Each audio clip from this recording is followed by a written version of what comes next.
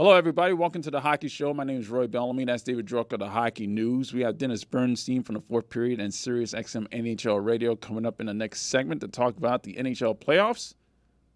But first, we talk about the Florida Panthers. They are leading 3-0 against the Tampa Bay Lightning in the first round. I had them in 5. I did not expect this to happen. Them potentially sweeping. I thought that Andrei Vasilevskiy was still one, but doesn't seem like that's going to happen. No, he still might, but, man, I thought this series was going at least 6, maybe 7. These teams hate each other. They're pretty evenly matched, as we've seen in the first 3 games. I think it just kind of comes down to Panthers are deeper. Panthers are more skilled. The goaltending has been equal. The special teams it was equal heading into Game 3. Now it's a little bit more Panthers leaning, which is big. And the Panthers, they might sweep Tampa Bay, which would be very poetic, I think, for a lot of people in South Florida. The other big thing is Tampa has been trying to goad the Panthers into these post-whistle scrums. The Panthers are not having any of that. The only time you ever seen them actually start something is when Sergei Bobrovsky has been accosted. Yes. That's it. And I love that, by the way. I love that. There's no letting that happen. Every time he gets poked, every time someone charges the net a little bit too late, they're all over it. I feel like that's something that, not necessarily with this specific Panthers team, but Panthers teams in years past, I have not liked that they don't get the goal. And, obviously I'm a little biased as a goaltender, but I love that they're doing that. And I love that they're not getting goaded into anything else. Yeah. And they're just very business as usual. Like, we're here for a job. We're going to do it. I think that's really what you're going to ask for from your Panthers team in the playoffs right now. All right. So as far as discipline, the Panthers have been excelling in that. Game 3 put aside there, but yeah, they've been staying out of the penalty box. And Tampa really hasn't come through all that much in the power play. So that's good. Let's start with Game 1. The Panthers won 3-2. And Alexander Barkov was excellent in that game. He provided 2 assists, including a highlight assist of Carter Verhaeghe for his goal. Yeah. So, that ended up being a good game. They were stout defensively, and they ended up winning. That play to Carter Verhaeghe was so nice because Verhaeghe started it at the blue line. He got it to Barkov on the boards. Barkov watched Verhaeghe as he just shot down the other side of the ice and waited for him. The lane opened up. It was gorgeous. Barkov is definitely on point right now. Yeah, it was just a nice play there. And, that's what happened. I mean, that's a play they obviously practiced. Yeah, well, you could tell. These are guys that have been playing on the same line together for a while. Like, they know each other. They know where they're going to go. That's something that they've been working on. Yeah, it's beautiful to see. Yeah, it was beautiful to see the entire game. Matthew Tkachuk's empty net goal was the game winner because, again, Paul Maurice said that he was fine with that cross-check. You weren't. But I wasn't. You were not. That was just a wasted penalty that shouldn't have been called. Well, it went against the grain of how they had been calling that entire Game 1. Like, okay, they called it a little tighter in the first period, fine. They opened it up in the second. They let everything go in the third. And then all of a sudden you're going to call that when it's already a 2-goal game, it's over. And it wasn't even like one of those obvious penalties that you have to call. So I'm with you on that. It almost seemed like they were playing up to the casinos in that one, right? I'm not going to comment on that, but I will say that it wasn't kind of nice and very expected for Paul Maurice. He to be so diplomatic about it. He's gotten so good at that. Yeah, well, he just doesn't want to get fined. I wouldn't either. I mean, they probably had like a Paul Maurice rule after what happened this season before. No, there's definitely like a swear jar with Paul Maurice's face on it somewhere. Yeah, that's going towards the team dinner. Game 2, the Panthers won in overtime 3-2, and that one's pretty exciting. I can tell you based on all 3 games, the Panthers have basically won the first 5 minutes and subsequently won the entire period in all 3 of these games. Yeah, well, the starts have been big. The starts have been really big for the Panthers, and that's kind of what was a key to Game 3, I think, because they got off to a really good start. They were able to once again get the lead. They've gotten the lead every game this series. But yeah, Game 2 is interesting because Tampa really put their foot down in terms of in the defensive zone, literally putting their foot down, keeping the exits strong, getting their entries, getting their flow. And that was why they were able to generate a bit more offensive opportunities than they did in Game 1. But ultimately, once again, you saw the goaltenders stepping up and the Panthers coming through again in overtime. The first period, we saw Sam Bennett get hit with a slap shot in the hand by, I believe it was Brandon Montour's slap shot there. Yep. And he did not return. He ended up missing Game 3. In the second period, the Tampa Bay Lightning ended up making adjustments, and they ended up scoring. And possibly the best save I've seen out of all Panthers time, one of the best saves I've ever seen a goaltender make was Sergei Bobrovsky's save on Matt Dumba on his backhand. Like, I'm quickly scanning my memory banks for Panthers saves over the years. Like, Luongo Statue of Liberty glove saves are flashing through. Van Beesbrook, I think, on Valerie Kamensky in Game 4 overtime in the final. No, it was on Ozolinch. Okay. I can hear Gary Thorne in my head. Ozolinch for the cup save. Anyway. Yeah. But yeah, that was probably the best save in Panthers history, I think. Unreal. We made the rounds on social media. Paul Maurice was talking. Everybody was talking about it after the game. Game saving, too, because Tampa would have taken the lead there. Yeah, and in the third period, it was back and forth, and then they went into overtime. And Connor Verhaeghe. Mr. Clutch. Yeah, his 5th overtime goal of his playoff career. In 14 overtime games, though. Yeah. Like, that's insane. Yeah, 47 total playoff games. Yeah. He's tied for 3rd most now with Glenn Anderson. That's an 80s name that you got to pick off the floor right there. That's a playoff guy right there. Yep, Patrick Kane and Corey Perry. So only 2 are in front of him. Joe Sakic and Maurice Richard. So he's clutch. Unbelievable. Mr. Overtime. And speaking of overtime, 11 straight overtime playoff wins for the Panthers, dating back to, I think, 3 playoffs now, to Ryan Lombard scoring in Tampa, the overtime winner in, I think that was 2022 series, but whatever it was. Yeah, that's the one that went 6. They haven't lost a playoff game since Trocheck was tripped in 2016. That was the last playoff game or overtime playoff game that they lost. They've won 11 in a row since, 3 off the record set by Montreal in the mid-90s. That's insane. It is insane, and that game should not have gone to overtime, by the way, because, again, Vincent Trocheck was tripped. But, that's neither here or there. That's in past history that I will never forget. I will always bring it up whenever that happens. Game 3 that happened the night before. The Panthers won 5-3 in Tampa, which puts us in this situation where they can end up sweeping on Saturday. Now, they had a reconfigured lineup because of Bennett not being in there. Steven Lawrence took over Kevin Stenlin's spot on the 4th line. Kevin Stenlin went out to the 3rd line, and Anton Bennett took over Sam Bennett's spot. Proved dividends in the first period. I think Anton Lundell has been really the story, the quiet story for the Panthers so far in the playoffs. Even before Sam Bennett went out, Lundell was playing great on that 3rd line. He was looking good on the 2nd power play. And with Bennett out, you talked about not just Lundell moving up to the 2nd line and not skipping a beat between Verhaeghe and Tkachuk, but Kevin Stenlund moving up to the 3rd line, and that line maintaining its ability to maintain zone possession and zone time. And the 4th line, Steven Lorentz stepping into the middle. He barely played. I think he played 4 games from late December to late March. Mm-hmm. And now he comes in, looks like he's been playing all season, fits in perfectly with what they've been doing. And yeah, that 4th line last night, Kyle Okposo, his first playoff game since that 2016 year. They were on the Islanders team that beat the Panthers. But just unreal. And this is what we've talked about. We've talked about it a lot, Roy, is the depth on this team and how big of a strength it is for the Panthers. And now it's showing. You lose Sam Bennett. I would have told you, heading into the playoffs, there are 2 guys on the team who I think are crucial that you cannot lose, and that's Barkov and that's Bennett, because they center 2 big lines. You take them out, it really messes with the depth of the forwards, and it's also special teams. But as we saw yesterday in Tampa, when you could expect Tampa's best shot, they did not want to go down 0-3, which they did. Florida took Tampa's best shot. They got up off the mat, and then they took them out. Very impressive. You take Bennett out of the lineup, you lose a lot of your forechecking, especially on that 2nd line, which is a lot of grit. And it seemed like the Panthers really got through it, especially with that wave that the Lightning ended up pushing in the 2nd period. Yeah, that was a good job by them. That first goal for Matthew Tkachuk, they failed to clear, and there were a couple of times where the Lightning failed to clear, and they paid dearly for it. And it led to a very good play, short little forecheck, nice behind the net play from Anton Lundell, and he found Matthew Tkachuk. It was cool. What I was watching back the goals last night, and what I noticed on that goal and on Reinhardt's goal was the primary assist. Tkachuk was from Lundell. Reinhardt was from Tarasenko. Both of those passes, they were looking the other way.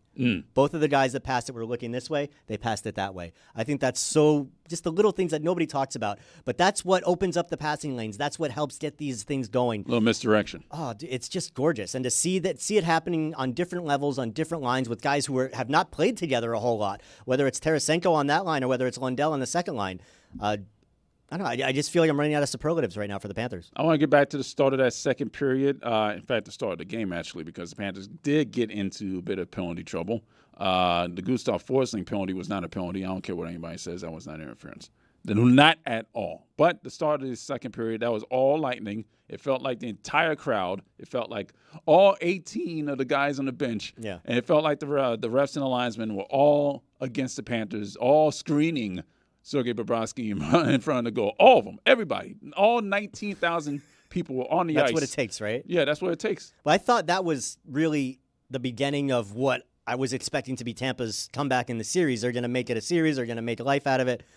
They sweat 2 goals in like 2 minutes, 12 seconds, or whatever it was, to take their first lead of the series. We've been there before. We've been in that building before. Like, that felt very familiar. And for the Panthers to really weather that storm, that goal by Sam Reinhart, that laser of a snipe of a shot, another play where there was a nice screen in front. Yeah. That changed the momentum in a way that the Panthers have not been able to do traditionally over the years in big moments. And now we saw it a lot last year in the playoffs, and we're seeing them pick up right where they left off last year.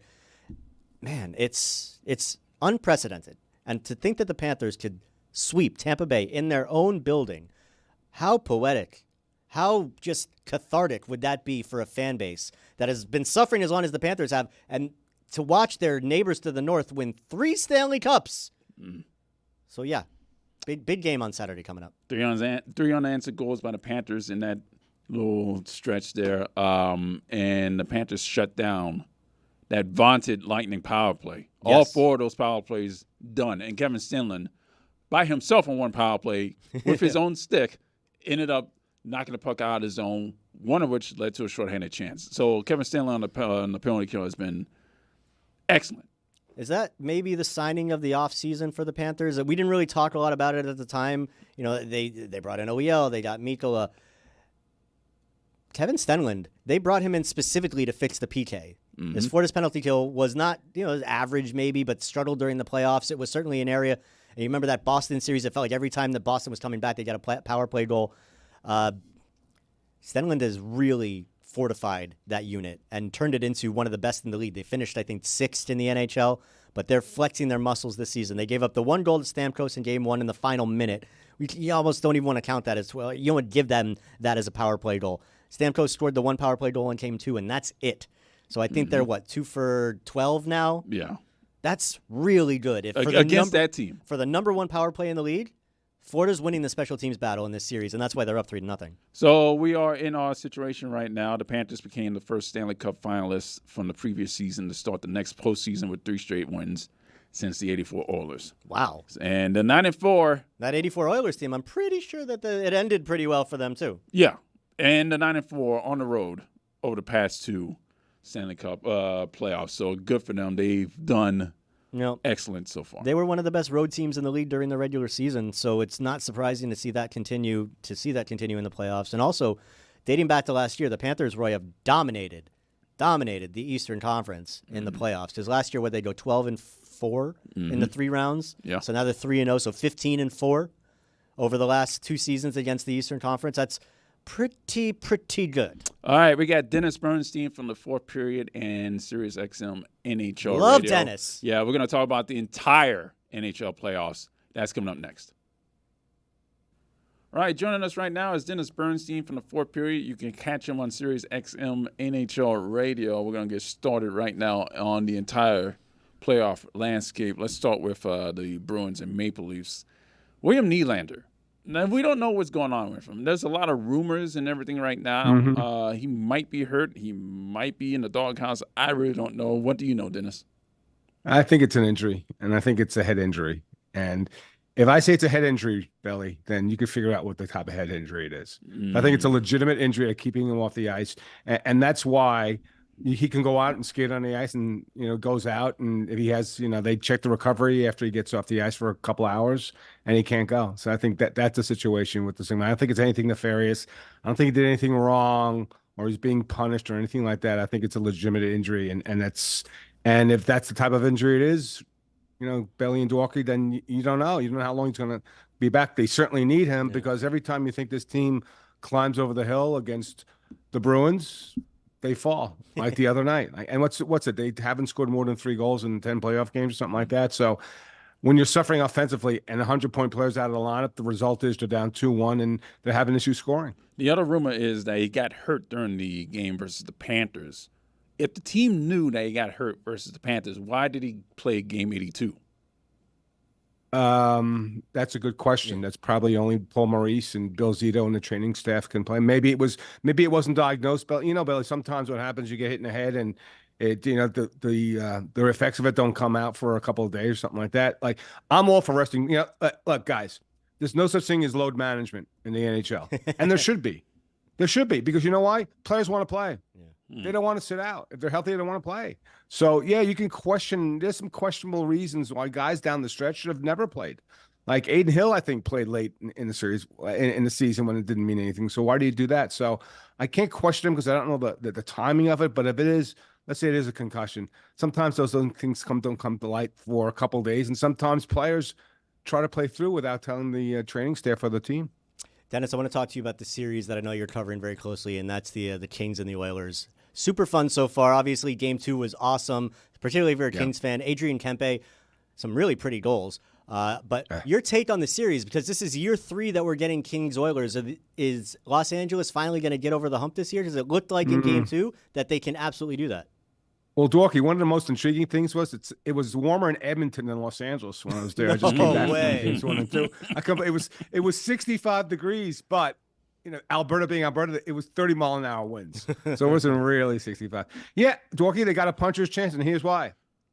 I'll say this: big picture, the Oilers are not winning a Stanley Cup with Stuart Skinner. They're just not. No. He's not good enough.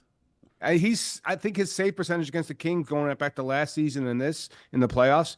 It's like 870. He's just not good. It's just not good enough. Like the fourth goal that Fiala scored against the Boards, I mean, he just threw the puck and that went in. I know it's a little bit of a screen. I'm just not convinced that the way the Kings can win, their path to victory is through the goal, through Stuart Skinner. Because I don't know, guys, but they can't figure out how to stop that power play. And they're, I think, 50% going back to last playoff. And look, they don't do that against any other team, but this team, they just crush it. So it's going to be a long, contentious series, Dworky, just like the other ones. I picked the Oilers in 6. Would it shock me if the Kings won? No, because when I watched Skinner playing net, you can't be confident. And what they did in Game 2 was they showed the Oilers too much respect in Game 1.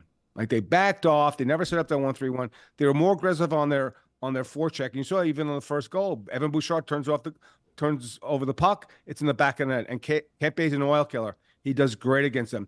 The first goal was a really nice shot. That second one was beautiful. What a nice deflection. Yeah. But we've been here before, Dworky. Like, we're here like every time. Game 3 in LA, the last 2 series was 1-1.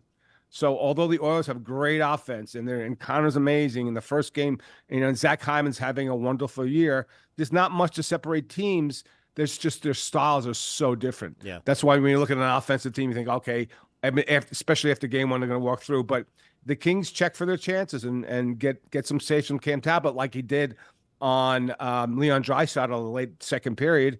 They got a puncher's chance to win the series, but rightfully so, the Edmonton Oilers should still be favorites. In the Stars Golden Knights series right now, the Golden Knights are up 2-0. They are majority healthy right now. I mean, they basically got everybody back. You mentioned Aiden Hill. He might be a little bit nicked up, but that's about it. But are the Dallas Stars in full-fledged trouble right now? Yeah, because, look, Belly, I picked them to go to the Cup final. Love the team. Jim No's done an amazing job building that roster. An amazing job. Like Wyatt Johnson, 33 goals. He's their third-line center. Like, it's the only team in the league that's like that. I love him, except for one thing. I was worried about one thing. Jake Ottinger. Again, goaltending. Like, Jake was sub 900 in the playoffs, sub 900 this season, and now those 4 goals in Game 1, I'm sorry, it's just not good enough, and that's the issue. That's the problem. And you're right. My point, when people ask me about Vegas, I'm like, well, which team is going on the ice? What actual players are going to hit the ice for Game 1? And it was funny. I was in the press box at Edmonton, and I'm like walking around pregame, and it's the late starting game, and I go up to the go, you never guess who would have scored the first goal for Dallas. For Vegas in Dallas, 1 minute, 23 seconds into the game. Some guys knew, other guys didn't. And I said, Mark Stone. And everybody starts laughing as soon as I say that. I go, of course he did. Yeah. It's funny, Billy, how this team has gone from like darlings when they first came in. Now that, without question, they're the most hated team. Dallas is in big trouble. They really are. They can't beat this team. They didn't beat them last year in the conference final. I liked them. I picked them. They were a healthier team. But Vegas, you know what? That's the one team that didn't care where they finished, guys. Like 8-7, win the division. Who cares? Get us in the tournament. Let's go. So they look a lot. I'll tell you, on paper, when you look at the lineup, it's better than the one that won a championship because they have Hurdle. They have Hannafin. It's a very dangerous team. And yes, Dallas is in big trouble. This has to be their game 7, the game 3. They have to win that game or the Vegas Golden Knights are going on. So every game has to be game 7 for them. Yeah, well, the next one does. Like if they go down 3-0, it's over. 2-1, maybe a shot, but yeah, it's a little bit of edge. But mentally, right? You know, you were the favorite. You're going in. You had home ice. You blew those 2 games. This has to be a desperate Dallas Stars team, and I'm not sure that they're desperate. That's the whole thing because their mentality was we were the number 1 seed and we should not walk through Vegas. Nobody was going to walk through Vegas, but they didn't do enough. So, yeah, there's just not enough desperation in Dallas right now to win those games, and now they're going to go to Vegas, and that crowd's going to be nuts. It's going to be a major task for them to get back in the series now, despite how good they are. I really think they are. Yeah, I think Dallas's main shot is the only really question mark Vegas has is their goaltending. Like Aiden Hill was unbelievable last year. He went on that ridiculous run, but really that was out of nowhere. Logan Thompson is a bit unproven as well. So I think that might be the the Stars' main solace there, Dennis. But I want to switch gears and talk about the Eastern Conference now. I want to talk a little bit about the Panthers and the Lightning. For a 3-0 series, Dennis, it's been a great 3 games. Tight hockey, amazing goaltending. What have your thoughts been on it so far? Dwork, I want to know who's recording all the hits in the NHL this year. Like in the playoffs. Like those numbers are like really game 1 for the Kings, it was 65 hits. I'm like, I don't think they hit the Oilers 65 times. Look, here's the thing. I thought, and it still could be, I thought that this series was a blood series. Like it was going to go 7. It was going, and the team that came out of it was going to be really all banged up, and you know the next round would have been really a tough struggle. And you're right, the games have been close. They've been contentious. They've been entertaining. They've been dramatic. But the Panthers are going to win game 4. They're going to have 3 games where they wouldn't have the big going up against their, interstate cousins. So that's a huge advantage for them because when you think about series matchups, you think, wow, that's going to be really tough. You guys know the teams really hate each other. So for them to get out of 3-0 lead, I'm not sure. I know one guy that's not going to quit, John Cooper. He is fantastic. The way his attitude, his bench interviews, and the question is, how many guys on Tampa are going to show up for 4? Because they're not winning the series now. Like, how are they going to go out? They're going to go out meekly. Stammer's got a contract to worry about, so it's going to be really, really interesting. But if the Panthers let's say they even give Lightning game 4, if they can get out in 5 and not have to play more stressful games, it really is going to help them in the second round and possibly beyond. The 2 playoff series coming out of the Metro seem to be over, right, DB? Yeah, they're done. They were done before they started, though. Yeah, like I thought. Look, Caps. I maybe gave them 1 game, Roy, because maybe Charlie Lindgren stands up and has a great game in D.C. or Ovi gets a hat trick or something like that. But they were overmatched. And the Islanders, I picked the Carolina to win the Cup. And what's going on with the goaltending with Patrick Waugh? You got an $8 million goaltender. I know he hasn't been great. Right, I know Varlam's been better, but now there's going to be certainly, some concern about who's really the guy there. So, yeah, the Islanders are going to win maybe 1-2 games. They're a pesky team. They were playing great down the stretch.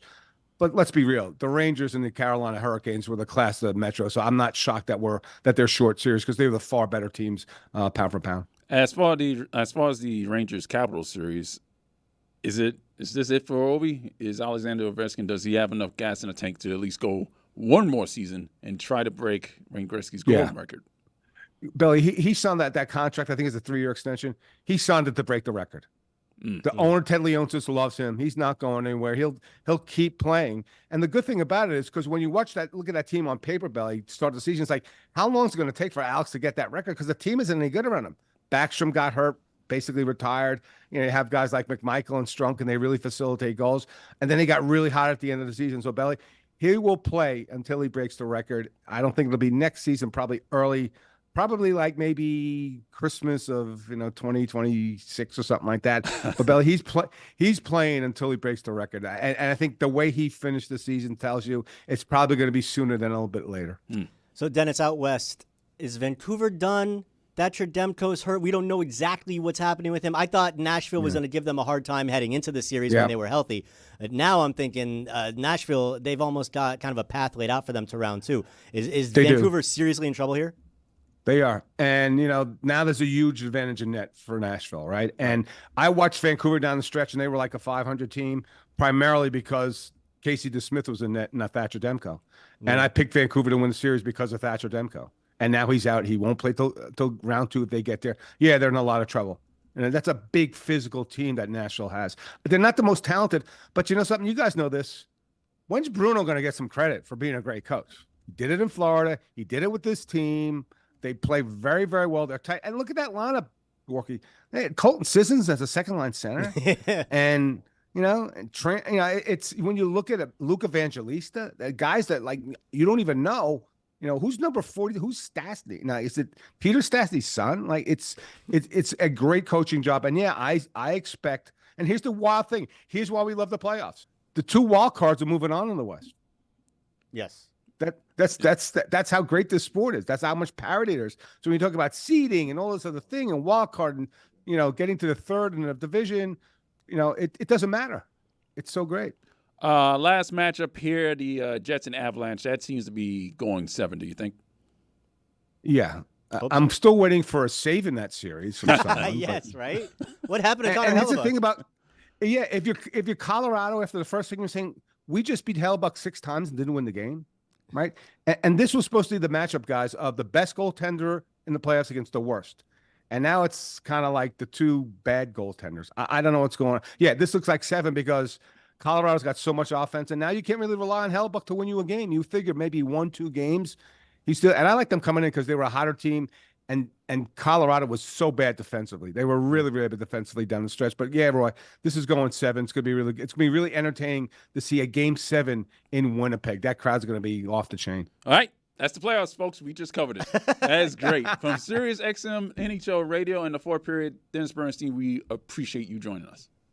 Oh, so always a pleasure, boys. And I'll see you at the Cup final. Maybe. I think you will. Love you, DB. See you guys. See you, DB. Cheers.